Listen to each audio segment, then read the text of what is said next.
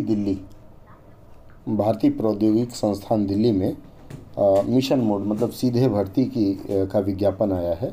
और इसमें जो पद हैं वास्तुकार है, उद्यान अधिकारी है, अग्निशमन अधिकारी है, सुरक्षा अधिकारी, दांत के डॉक्टर, दंत चिकित्सा अधिकारी, फिजियोथेरेपी, हिंदी अधिकारी, कनिष्ठ हिंदी अनुवादक, प्रशिक्षक एवं नियुक्ति अधिकारी, कैरियर काउंसलर, एप्लीकेशन विश्लेषक, एप्लीकेशन एनालिस्ट बोलते हैं इनको, सिस्टम एनालिस्ट, सिस्टम विश्लेषक, वरिष्ठ सिस्टम विश्लेषक, प्रमुख सिस्टम, प्रोडक्शन सहायक, ये ETSC में आएंगे। मतलब कुल 26 पद हैं।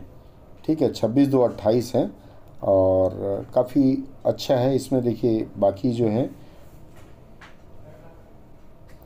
इसमें हिंदी अधिकारी के लिए अनिवार्य रूप से मांगा है कि कम से कम 55% अंकों के साथ हिंदी में स्नातकोत्तर, मतलब आपके पास हिंदी में MA होना चाहिए, पर अंग्रेजी अनिवार्य या वैकल्पिक विषय या परीक्षा का माध्यम स्नातक में हो।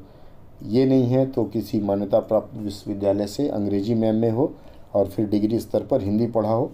यह भी नहीं है तो किसी विषय में हिंदी या अंग्रेजी में 55% में MA हो और फिर मान्यता, यह भी नहीं है आपके पास तो किसी विषय में हिंदी या अंग्रेजी के अलावा MA हो 55% और बाकी स्नातक में आपका हिंदी माध्यम तथा अंग्रेजी अनिवार्य या वैकल्पिक विषय, कंपलसरी या इलेक्टिव हो। ठीक है, इसके बाद इसमें मांगा गया है कि केंद्र सरकार या राज्य सरकार या स्वायत्त निकाय, वैधानिक संगठन, सार्वजनिक क्षेत्र उपक्रम या विश्वविद्यालय में आपको हिंदी में शब्दावली कार्य का उपयोग या लागू करने का 3 वर्ष का अनुभव और अंग्रेजी से हिंदी या इसके विपरीत अनुवाद कार्य का अधिमानतः तकनीकी या वैज्ञानिक साहित्य क्षेत्र का अनुभव हो, अथवा केंद्र सरकार, राज्य सरकारों जो भी है, उपक्रम या विश्वविद्यालय, इसमें हिंदी और अंग्रेजी में शिक्षण अथवा हिंदी या अंग्रेजी में शोध का 3 वर्ष का अनुभव हो। 3 साल अगर आप पढ़ाए हैं तो चलेगा।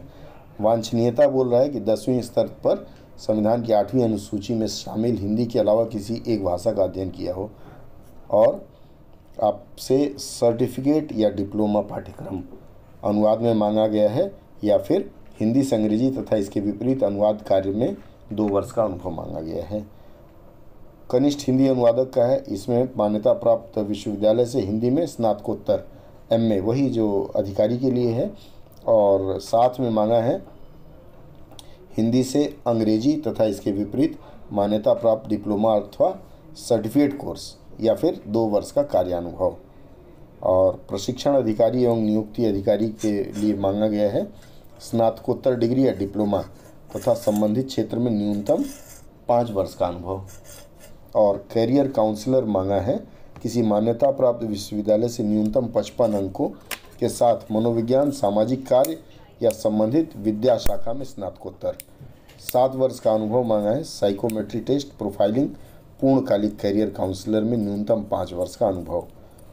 और जो भी शैक्षणिक संस्थान में हो, सामूहिक परामर्श या व्यक्तिगत परामर्श शामिल होना चाहिए, कैरियर काउंसलिंग में प्रमाणन होना चाहिए, कार्यशाला प्रबंधन में 2 वर्ष का अनुभव होना चाहिए और उत्कृष्ट संचार कौशल, मतलब बातचीत करने में अच्छा होना चाहिए।